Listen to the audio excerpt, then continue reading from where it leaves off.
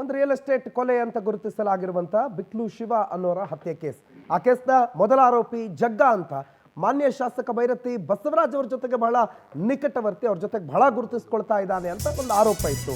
ಆದ್ರೆ ಈ ಪ್ರಕರಣದಲ್ಲಿ ಐದನೇ ಆರೋಪಿ ಭೈರತಿ ಬಸವರಾಜ್ ಹೇಳ್ತಾರೆ, A1 ಬಿಕ್ಲು ಶಿವನ ಕೊನೆಗೂ ನನಗೂ ಸಂಬಂಧನೇ ಇಲ್ಲ, ಜಗ್ಗಂಗೂ ನನಗೂ ಸಂಬಂಧನೇ ಇಲ್ಲ, ಕೊಂದಿರೋರು ಯಾರು ಅಂತ ಗೊತ್ತಿಲ್ಲ, ಸತ್ತಿರೋನು ಯಾರು ಅಂತ ಗೊತ್ತಿಲ್ಲ, ಇದು ಕೇವಲ ರಾಜಕೀಯ ಷಡ್ಯಂತ್ರ.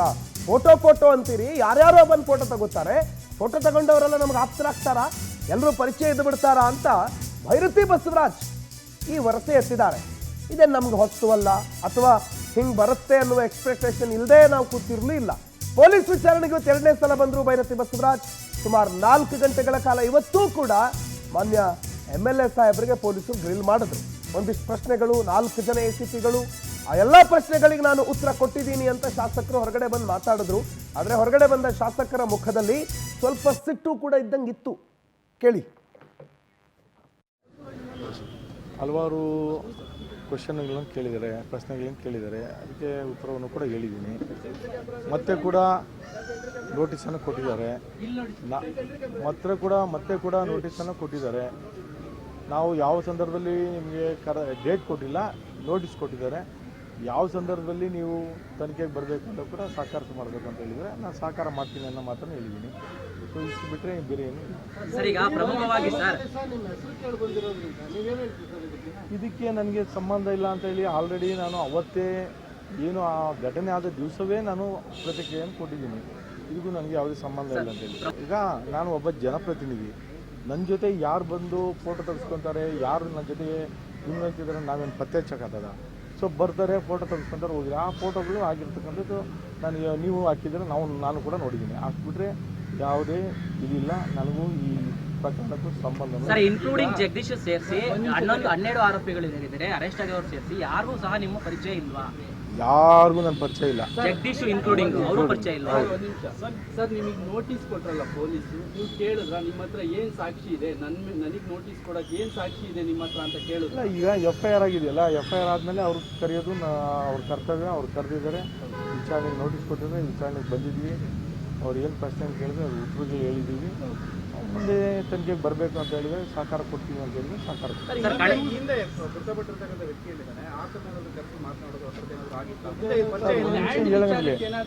ಯಾವ ಲ್ಯಾಂಡು, ಇದು ಏನು ಇದ್ರ ಬಗ್ಗೆ ನನಗೆ ಮಾಹಿತಿ ಇಲ್ದಾಗ ನನಗೆ ಯಾವ ರೀತಿ ನಿಮ್ಮ ಹತ್ರ ಪ್ರತಿಕ್ರಿಯೆ ಕೊಡಲಿ? ಆ ಶಿವಪ್ರಕಾಶ್ ಯಾರು, ಆ ಥರ ಆಗಂಗಿದ್ದೀರಾ, ಅವ್ನಿಗೆ ಯಾರೋ ನಾವು ಈ ಥರ ಹೇಳಿದಾರಲ್ಲ, ಅವತ್ತು ನಮ್ಮ ಮನೆ ಹತ್ರ ಬಂದು ಅವರು ನನ್ನನ್ನು ಕೇಳಿದಿದ್ರೆ, ಸರ್ ಈ ಥರ ನನಗೆ ತೊಂದರೆ ಕೊಡ್ತಾ ಇದ್ದಾರೆ ನಿಮ್ಮ ಕಡೆಯವರು ಅಂತ ಹೇಳಿದ್ರೆ, ನಾನೇ ಕರೆದು ಅವ್ರಿಗೆ ಯಾರಪ್ಪ ಏನು ಅಂತ ವಿಚಾರಣೆ ಮಾಡಿದ್ದೀನಿ. ಅವ್ನಿಗೇನು ಸಹಕಾರ ಕೊಡಬೇಕು ಮಾಡಿದ್ದೀವಿ. ಅದು ಬಿಟ್ಟು ನಮ್ಮ ಮೇಲೆ ಸಲ್ಲದ ಕಂಪ್ಲೇಂಟ್ ಕೊಟ್ಟಿದ್ದಾರೆ. ಕಂಪ್ಲೇಂಟ್ ಕೊಟ್ಟಾಗ ಪೊಲೀಸರು ಕೂಡ ನಮ್ಗೆ ಕರೆದಿಲ್ಲ. ಪೊಲೀಸರು ಅದೇ ಪೊಲೀಸ್ ಕೂಡ ಕೊಟ್ಟಿದ್ದಾರೆ, ಪೊಲೀಸ್ ಇಲಾಖೆ ಕೊಟ್ಟಿದ್ದಾರೆ.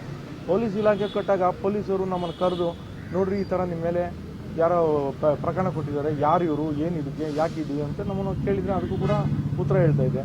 ಅದು ಕೂಡ ನಮ್ಮನ್ನು ಯಾರು ಕೂಡ ಕರೆದಿಲ್ಲ. ಮೊನ್ನೆ ಮುಖ್ಯಮಂತ್ರಿಗಳು ಕೊಟ್ಟಿದ್ದಾರೆ, ಮೊನ್ನೆ ಡೆಪ್ಟಿ ಚೀಫ್ ಮಿನಿಸ್ಟರ್ ಕೊಟ್ಟಿದ್ದಾರೆ, ನಮ್ಮ ಸ್ಪೀಕರ್ ಅವರು ಕೊಟ್ಟಿದ್ದಾರೆ. ಸ್ಪೀಕರು ನಮ್ಮ ಶಾಸಕರ ರಕ್ಷಣೆ ಮಾಡೋಂಥದ್ದು ಅವ್ರ ಕರ್ತವ್ಯ, ಅದನ್ನು ಕೂಡ ಅವ್ರು ಮಾಡಿಲ್ಲ. DG ಅವರು ಕೊಟ್ಟಿದ್ದಾರೆ, ಆಯುಕ್ತರು ಕೊಟ್ಟಿದ್ದಾರೆ. ಯಾರಾದರೂ ಒಬ್ಬರು ಕರೆದು ಏನಪ್ಪ ಇದು, ಈ ಪ್ರಕರಣದ ಬಗ್ಗೆ ಏನಿದು, ಇದು ಅವ್ರ ಮೇಲೆ ಕಂಪ್ಲೇಂಟ್ ಕೊಟ್ಟಿದ್ದಾರೆ, ಏನಿದು ಅಂತೇಳಿ ಎಲ್ಲ ದುರುದ್ದೇಶ. ಭೈರತಿ ಬಸವರಾಜ್ ಅವರ ಮಾತುಗಳನ್ನು ಕೇಳಿಸ್ಕೊಂಡ್ರಿ. ನನಗೂ A1ಗೂ ಸಂಬಂಧ ಇಲ್ಲ, ನನಗೂ ಕೊಲೆ ಆದವನಿಗೂ ಸಂಬಂಧ ಇಲ್ಲ, ಜಗ್ಗಂಗೂ ನನಗೂ ಸಂಬಂಧ ಇಲ್ಲ, ಜಗ್ಗ ಯಾರಂತ ಗೊತ್ತೇ ಇಲ್ಲ. ಅವರೆಲ್ಲ ಏನೋ ಎಲ್ಲೆಲ್ಲ ಕಂಪ್ಲೇಂಟ್ ಕೊಡೋ ಬಂದು ನನ್ನ ಹತ್ರ ಬಂದು ಕೇಳಿದ್ರೆ ನಾನೇ ಸರಿ ಮಾಡಿಬಿಡ್ತಿದ್ನಲ್ಲ, ಯಾಕೆ ಸುಮ್ಮನೆ ಎಲ್ಲೆಲ್ಲ ಕಂಪ್ಲೇಂಟ್ ಕೊಟ್ಟರು ನನಗೆ ಗೊತ್ತಿಲ್ಲ, 4 ತಿಂಗಳಿಂದ ಕಂಪ್ಲೇಂಟ್ ಆಗಿತ್ತಂತೆ ನನಗೆ ಗೊತ್ತಿಲ್ಲ, ಇದು ನನ್ನ ಮೇಲೆ ಆಗಿರೋ ಷಡ್ಯಂತ್ರ, ನನ್ನನ್ನು ರಾಜಕೀಯವಾಗಿ ಸಿಲುಕಿಸುವ ಪ್ರಯತ್ನ ಅಂತ ಭೈರತಿ ಬಸವರಾಜ್ ಹೇಳ್ತಾ ಇದ್ರೆ, ಪ್ರಕರಣದ A1 ಆರೋಪಿ ಸಂಖ್ಯೆ 1 ಜಗ್ಗ ಅಲಿಯಾಸ್ ಜಗದೀಶ್ ದುಬೈಗೆ ಹೋಗಿದ್ದಾನೆ ಅಂತ ಮಾಹಿತಿ. ಅವನು ಕೊಲೆ ನಡೆದಿರುವ ರಾತ್ರಿನೇ ಟಿಕೆಟ್ ಎಲ್ಲ ಮಾಡಿಕೊಂಡೇ ದುಬೈ ಕಡೆ ಹೊರಟು ಬಿಟ್ಟಿದ್ದ. ಕೊಲೆ ಆದ ದಿನವೇ ರಾತ್ರೋರಾತ್ರಿ ಚೆನ್ನೈಗೆ ಹೋಗಿ ಚೆನ್ನೈಯಿಂದ ದುಬೈಗೆ ವಿಮಾನ ಹತ್ತಿದ್ದಾನೆ ಅನ್ನುವ ಮಾಹಿತಿ ಸಿಕ್ಕಿದೆ. 4 ರಾಜ್ಯಗಳಲ್ಲಿ ಜಗ್ಗನಿಗೋಸ್ಕರ ಪೊಲೀಸರು ಶೋಧ ನಡೆಸಿದ್ರು. Chennai to Dubai Jagga flight ಹತ್ತಿರೋ ಬಗ್ಗೆ ಪೊಲೀಸರಿಗೆ ಮಾಹಿತಿ ಸಿಕ್ಕಿದೆ. A1 ಜಗ್ಗ ಸಿಗದೆ ಇದ್ರೆ ಭೈರತಿ ಬಸವರಾಜ್ ಸೇಫಾ, ಅಥವಾ ಅವ್ರು ಸಿಕ್ಕಿದ್ರೆ ಸೇಫಾ, ಸಿಕ್ಕಿಲ್ಲ ಅಂದ್ರೆ ಸೇಫಾ? ಸರ್, ಫೋಟೋಗಳನ್ನು ನೋಡಿದ್ರೆ, ಕುಂಭಮೇಳಕ್ಕೆ ಹೋಗಿರೋದೆಲ್ಲ ನೋಡಿದ್ರೆ ನಮಗನ್ಸೋದು, ನಮ್ಮ ನಿಲುಕಿಗೆ ತೋಚೋದು ಕ್ಲೋಸ್ ಇದಾರಪ್ಪ, ಎಲ್ಲ ಕಡೆ ಜೊತೆಗಿದ್ದಾರೆ ಅಂತ. ಬಸವರಾಜ್ ಅವರು ಕೊಲೆಯಲ್ಲಿ ನಾನು ಇರಲಿಲ್ಲ ಅಂತ ಹೇಳಿದ್ರೆ ನಾವು ಅದನ್ನು ಒಪ್ಪದಿದ್ರೂ ಆ ಹಕ್ಕು ಅವರಿಗೆ ಇದೆ. We don't know. Yes subject but Basavaraj ಅವರು ನನಗೆ ಅವನು ಯಾವನು ಅಂತಾನೆ ಗೊತ್ತಿಲ್ಲ, ಯಾರೋ ನನ್ನೊಟ್ಟಿಗೆ ಬಂದು ಫೋಟೋ ತಗೊಂಡ, ಕ್ಲಿಕ್ಕಿಸ್ಕೊಂಡ, ನನ್ನೊಟ್ಟಿಗೆ ಪ್ರಯಾಗ್ರಾಜ್ಗೂ ಬಂದ, ನನ್ನೊಟ್ಟಿಗೆ ನನ್ನ ಫ್ಯಾಮಿಲಿ ಇರುವಾಗ ನಾನು ಬಟ್ಟೆ ತೆಗೆದು ನಿಂತ್ಕೊಂಡಾಗಲೂ ಪಕ್ಕದಲ್ಲಿ ಬಂದು ನಿಂತ್ಕೊಂಡ, ತಕೊಂಡ ಅಂತ ಹೇಳಿದಾಗ ಈ ರಾಜಕಾರಣಿಗಳ ಈ ಫೋಟೋ ಚಟಗಳ ನಾನು ಹೇಳ್ತೀನಿ ಹೆಂಗಂತೆ. ವಿಜಯ ಮಲ್ಯೊಟ್ಟಿಗೆ ತಗೊಂಡವ್ರು ಈಗ ವಿಜಯ ಮಲ್ಯ ಯಾರಂತ ಗೊತ್ತಿಲ್ಲ ಅಂತ ಹೇಳ್ತಾರೆ. ನಿಮ್ಗೆ ಇದಕ್ಕಿಂತ ಮುಂಚೆ ಒಂದು ಸ್ಟೋರಿ ನೆನಪಾಗ್ಬೋದು. ಕೇಂದ್ರ ಸರ್ಕಾರದ ಒಂದು ಸ್ಟೋರಿ ಹೇಳ್ತೀನಿ. ಮೆಹುಲ್ ಚೋಕ್ಸಿ ಮತ್ತೆ ನೀರವ್ ಮೋದಿ ಕೇಳಿದಿರಾ ನೀವು? ಹೌದು. ಭಾರತ ಬಿಟ್ಟು ಹೋಗ್ಬಿಟ್ಟವ್ರೆ. ಎಸ್ ನೋಡೋದು. ಅವರು ಪ್ರಧಾನಮಂತ್ರಿಯವರ ಒಟ್ಟಿಗಿರುವ ಫೋಟೋ ಆಸ್ಟ್ರೇಲಿಯಾದಲ್ಲಿ ಹೋದಾಗ ಪ್ರಧಾನಮಂತ್ರಿಯವರ ಎಲ್ಲ ನಿಯೋಗದೊಟ್ಟಿಗಿರುವಾಗ ಅವರು ತಗೊಂಡು ಫೋಟೋ ಬಂದ್ಬಿಡ್ತು, ಹೌದು. ನೀರವ್ ಮೋದಿ ಅವರು ಅಂತ. ಆಗ ಇದೇ ಸ್ಟ್ಯಾಂಡನ್ನು ಬಿಜೆಪಿ ಕೇಂದ್ರ ಸರ್ಕಾರ ತಗೊಳುತ್ತೆ. ಯಾರೋ ಒಬ್ಬ ಬಂದ, ಫೋಟೋ ತಗೊಂಡ, ಅವನು ಗುಜರಾತ್ ಅವನೇ ಆಗಿರ್ಬೋದಪ್ಪ, ಫೋಟೋ ತಗೊಂಡ, ನಾವು ಫೋಟೋ ಕ್ಲಿಕ್ಕಿಸ್ಕೊಂಡು ಅಂದ ಮಾತ್ರಕ್ಕೆ ನಾವು ಓಡಿಸಿದಂತಾಗುತ್ತಾ ಅಂತ ಕೇಳಿದ್ರು. ನಂಬರ್ ಸೆಕೆಂಡ್ ಏನು ಕೇಳಿ. ನಂಬರ್ ಸೆಕೆಂಡ್, ರಾಜಕಾರಣಿಗೆಲ್ಲ ಅವರು ಮಾಡಿದ ಪಾಪಗಳು ಎದುರುಗಡೆ ಬಂದರೆ ಅದು ರಾಜಕೀಯ ಷಡ್ಯಂತ್ರ, ನನ್ನನ್ನು ಮುಳುಗಿಸಲು ಮಾಡಿದಂತಹ ಷಡ್ಯಂತ್ರ. ಅದೇನೇ ಆಗಿದ್ರು, ಕೊಲೆ ಆದ್ರು, ಯಾರೇ ಆಗಿದ್ರು, ಅಲ್ಲಿವರೆಗೆ ಮಾಡಿದಂತಹ ದುಡ್ಡು, ಅನಾಚಾರ, ಲೆಕ್ಕಾಚಾರ, ಭ್ರಷ್ಟಾಚಾರ ಅದೆಲ್ಲ ಯಾವುದು ಷಡ್ಯಂತ್ರ ಅಲ್ಲ. ಯಾರ್ಯಾರ ಆಸ್ತಿ ಕೊಳ್ಳೆ ಹೊಡೆದಿದ್ದು, ಯಾರ್ಯಾರ ಗೌರ್ಮೆಂಟ್ ಆಸ್ತಿಗಳನ್ನು ಒಳಗಡಾಕೊಂಡಿರೋದು, ಯಾರ್ಯಾರ ತಲೆ ಹೊಡೆದಿರೋದು, ಅದೆಲ್ಲ ಯಾವುದು ಷಡ್ಯಂತ್ರ ಅಲ್ಲ. ಏನೋ ಒಂದು ಚೂರು ಕೆಟ್ಟದಾಗಲಿ ಅಥವಾ ಅವರ ಮಕ್ಕಳು ಏನಾದರೂ ಕೆಟ್ಟದು ಮಾಡಲಿ, ಅವ್ರು ಮಾತ್ರ ಅಲ್ಲ, ಅವರ ಮಗನೋ ಯಾರೋ ಒಂದು ಕೆಟ್ಟದು ಮಾಡಲಿ, ಇದು ನಮ್ಮನ್ನು ರಾಜಕೀಯವಾಗಿ ಮುಗಿಸುವಂಥ ಷಡ್ಯಂತ್ರ. ಇದನ್ನೇ ದೇವೇಗೌಡರ ಫ್ಯಾಮಿಲಿ ಪ್ರಜ್ವಲ್ ಕೇಸಲ್ಲಿ ಹೇಳಿರೋದು.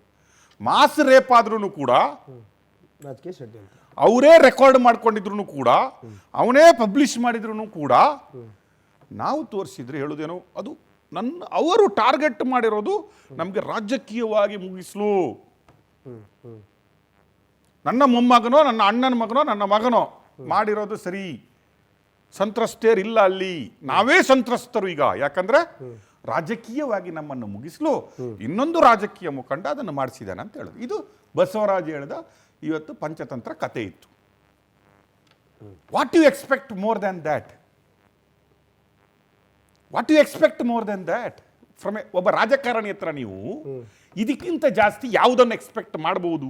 ಪಾಪ ಅವ್ನ ಬೆಂಬಲಿಗನ ಕತೆ ಏನು ಸರ್? ಅಲ್ಲ, ನಾನು ಕೇಳ್ತಾ ಇರೋದು, ಈ ಒಬ್ಬ ಮರ್ಡರ್ ಮಾಡವನೆ, ಹೌದಪ್ಪ, ನನಗೆ ಅವನು ಗೊತ್ತಿದೆ, ನನ್ನಲ್ಲಿ ಬರ್ತಾ ಇದ್ದ, ಅವನು ರೌಡಿ ಶೀಟರ್ ಇದ್ದ ಅಂತ ಗೊತ್ತು, ಸತ್ತವನ ಕೊಂದವನ ಗೊತ್ತಿದ್ದ, ನನ್ನ ಏರಿಯಾದವರೇ, ನನ್ನ ಹತ್ರ ನನ್ನ ಫಾಲೋವರ್ ಇದ್ದ, ಬರ್ತಾ ಇದ್ದ, ಹೌದು, ಹೀಗೆ ಆಗಿದ್ದು ನನಗೆ ಗೊತ್ತಿಲ್ಲ ಅಂತ ಹೇಳಿದ್ರೆ ಬಿಕ್ಲು ಶಿವನೂ ಗೊತ್ತಿಲ್ಲ, ಜಗದೀಶನು ಗೊತ್ತಿಲ್ಲ. ಬಟ್ ಇವ್ರ ಹೆಸರು ಬಂದಿದೆ ಎರಡರಲ್ಲೂ, ಮರ್ಡರಲ್ಲೂ ಬಂದಿದೆ. ಬಿಕ್ಲು ಶಿವ 3 ತಿಂಗಳ ಮುಂಚೆ ಕಂಪ್ಲೇಂಟ್ ಕೊಟ್ಟಿದ್ರಲ್ಲಿ ಇವರೇ ನನ್ನನ್ನು ಸಾಯಿಸ್ತಾರೆ ಅಂತಲೂ ಹೇಳಿದ್ದಾನೆ. ಫೆಬ್ರವರಿ 18 ಹೇಳಿದ್ದಾನೆ, ಕರೆಕ್ಟ್. ಈಗ ಇನ್ನೊಬ್ಬ ಸೀದಾ ಚೆನ್ನೈಗೆ ಹೋಗ್ಬಿಟ್ಟು ಟಿಕೆಟ್ ಮಾಡಿಯೇ ಮರ್ಡರ್ ಮಾಡಿದ್ನು ಅಂತ, ಟಿಕೆಟ್ ಮಾಡಿ ಮರ್ಡರ್ ಮಾಡಿ ಎಮಿರೇಟ್ಸ್ ಹತ್ಬಿಟ್ಟು ದುಬೈಗೆ ಹೋಗಾರೆ ಅಂತ.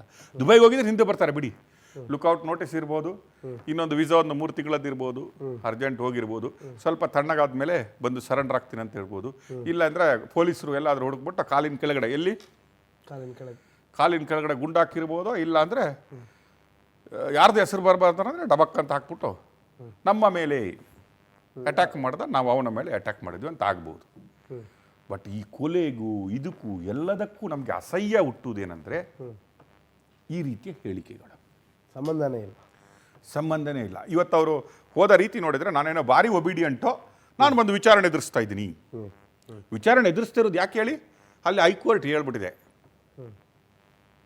ವಿ ವಿಲ್ ನಾಟ್ ಇಂಟರ್ಫಿಯರ್, ಹೋಗಿ ವಿಚಾರಣೆ ಎದುರಿಸಿ ಅಂತ ಹೇಳ್ಬಿಟ್ಟಿದೆ.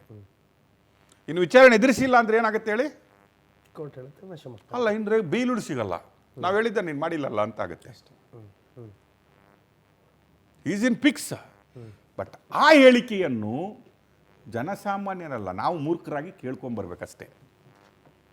ನನಗೆ ಗೊತ್ತೇ ಇಲ್ಲ, ಮೋದಿಗೆ ನೀರವ್ ಮೋದಿ ಗೊತ್ತಿಲ್ಲ, ಮೋದಿಗೆ ಚಾಕ್ಸಿ ಗೊತ್ತಿಲ್ಲ. ಓಕೆ, ಇಡೀ ಕರ್ನಾಟಕದ ಪೊಲಿಟಿಷಿಯನ್ಗೆ, ಇಂಡಿಯಾದ ಪೊಲಿಟಿಷಿಯನ್ಗೆ ವಿಜಯ್ ಮಲ್ಯ ಯಾರಂತ ಗೊತ್ತಿಲ್ಲ. ಕರೆಕ್ಟ್. ವಿಜಯ್ ಮಲ್ಯ ಯಾರಂದ್ರೆ ಕೇಳಿ, ಈಗ ಯಾರ ಹತ್ರ ಆದ್ರೂ ಫೋಟೋ ಇದೆಯಾ ನಿಮ್ಮ ಹತ್ರ ವಿಜಯ್ ಮಲ್ಯ ಅಂದು ಅಂತ? ಇನ್ಸ್ಟಾಗ್ರಾಮದಲ್ಲಿ ಎಲ್ಲಿಯಾದರೂ ನೀವೇನು ಫೇಸ್ಬುಕ್ಕು ವಾಟ್ಸಪ್ಪಲ್ಲಿ ಯಾರಾದ್ರೂ ಕೇಳಿ ವಿಜಯ್ ಮಲ್ಯ ಯಾರು ಗೊತ್ತಾ? ಯಾವ ನಾನು ಮೀಟೇ ಮಾಡಿಲ್ಲ ಹೇಳ್ತಾರೆ. ಯಾರ್ಯಾರು ಎಷ್ಟೆಷ್ಟು ತಿಂದವರೆ, ಎಷ್ಟೆಷ್ಟು ರಾಜಕೀಯ ಪಕ್ಷಗಳು ಎಷ್ಟೆಷ್ಟು ತಗೊಂಡಿದ್ದಾವೆ ನಮ್ಗೆ ಗೊತ್ತಿದೆ.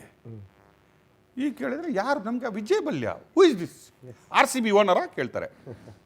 ಮುಂಚೆ ಇದ್ದ ಗಡ್ಡ ಇಟ್ಕೊಂಡು ಈಗ ಲಂಡನಲ್ಲಿದ್ದಾನೆ. ಅವನ ಏನೋ ಬ್ಯಾಂಕಿಗೆ ಎಷ್ಟೋ ಕೊಡಬೇಕಿತ್ತಂತಲ್ಲ, ಅವನಂತ ಹೇಳ್ತಾನೆ. ಬಸವರಾಜ್ಗೆ ಅಷ್ಟು ಈಸಿ ಇಲ್ಲ, ಅಷ್ಟು ಈಸಿ ಇಲ್ಲ. ಯಾಕೆ ಈಸಿ ಇಲ್ಲ ಅಂದರೆ, this is not one time straight away acquisition ಅಲ್ಲ. ಅಕ್ಯೂಸ್ ಮಾಡಿದ್ದು ಇಮಿಡಿಯೇಟ್ಲಿ ಬಂದು ಅವ್ರನ್ನ ಅಕ್ಯೂಸ್ ಹಾಕಿದಲ್ಲ. ಯಾಕೆ ಹಾಕಿದ್ರು ಅಂದರೆ, 3 ತಿಂಗಳ ಹಿಂದೆ ಇದರಲ್ಲಿ ಪೊಲೀಸ್ ಅವ್ರದ್ದು ತಪ್ಪಿದೆ. 3 ತಿಂಗಳು ಅವ್ರಿಗೆ ನೋಟಿಸ್ ಕೊಟ್ಟಿದ್ದಾರಾ? ಏನು ಮಾಡಿದ್ದಾರೆ? ವಿಚಾರಣೆ ಕರೆದಿದ್ದಾರಾ? ಅಥವಾ ನಿಮ್ಮ ಮೇಲೆ ಇಂಥದ್ದೊಂದು ಕಂಪ್ಲೇಂಟ್ ಬಂದಿದೆ ಅಂತ ಲೆಟರ್ ಕೊಟ್ಟಿದ್ದಾರಾ? ಅಲ್ಲ, ಕಂಪ್ಲೇಂಟ್ ಕೊಟ್ಟಿದ್ದವನಿಗೆ ಏನಾದರೂ ಪ್ರೊಸೀಜರ್ ಮಾಡಿದಾರಾ? ಇಲ್ಲಪ್ಪ ನಿಮಗೆ ನಾವು NCR ಮಾಡಿ FIR ಮಾಡಿ ಕಳಿಸಿದ್ರಾ? ಇಲ್ಲ. ಈಗ ಆಟೋಮೆಟಿಕ್ಲಿ ಪೊಲೀಸ್ ಅವರು ಅಕ್ಯೂಸ್ಡ್ ಹಾಕ್ಲೇಬೇಕಾಯ್ತು. ಏನೇ ಕೇಳಿ, ಆ ಲೆಟ್ರ್ ಇರೋದ್ರಿಂದ. ಈಗ ಬಿಕ್ಲು ಶಿವ ಅವರ ತಾಯಿ ಬಂದು ಹೇಳ್ತಾರೆ, ನಾವಂತೂ ಕೊಟ್ಟಿಲ್ಲಪ್ಪ, ನಮ್ಮ MLA ಹೆಸರು, ಅವರು MLA, ನಮ್ಮ MLA ತುಂಬ ಒಳ್ಳೆಯವರು, ಬಸವರಾಜಣ್ಣ ಅವ್ರು ಒಳ್ಳೆಯವರು, ನಮಗೆ ತುಂಬ ಒಳ್ಳೆ ಕೆಲಸ ಮಾಡಿದ್ದಾರೆ, ಪೊಲೀಸ್ ಅವರೇ ಹಾಕ್ಕೊಂಡವ್ರೆ, ನಮ್ಗೆ ಗೊತ್ತಿಲ್ಲ ಅಂದ ಮಾತ್ರಕ್ಕೆ ಬಿಕ್ಲು ಶಿವರವರ ತಾಯಿ ಹೇಳಿದ ಮಾತ್ರಕ್ಕೆ ಕೇಸ್ ವೀಕ್ ಆಗುತ್ತಂತ ಇಲ್ಲ. ಇನ್ವೆಸ್ಟಿಗೇಷನ್ ಇದ್ ವಿತ್ ಇನ್ವೆಸ್ಟಿಗೇಷನ್ ಆಫೀಸರ್ IO. ಅವ್ರೇನ್ ಮಾಡ್ತಾರೆ ಅನ್ನೋದು, ಅವ್ರೇನು ಮಾಡ್ತಾರೆ, ಅವ್ರಿಗೇನು ಎವಿಡೆನ್ಸಸ್ ಸಿಗುತ್ತೆ? ಸಿಕ್ಕಾಕೊಂಡ್ರಲ್ಲಿ ಇಷ್ಟರವರೆಗೆ ಸರೆಂಡರ್ ಆಗಿದ್ರಲ್ಲಿ ಯಾರಾದ್ರಲ್ಲಿ ಆದರೂ ಕ್ಲೂ ಸಿಕ್ಕಿದ? ಇಲ್ಲ. ಅವರೊಬ್ರು ಓಡೋಗಾರಲ್ಲ, ದುಬೈಗೋ ಎಲ್ಲಿ ಓಡೋಗಾರಲ್ಲ. ಟೆಕ್ನಾಲಜಿ ಇದೆ, ಹುಡುಕ್ಲಿಕ್ಕೇನು ಅಷ್ಟು ಈಸಿ ಇಲ್ಲ.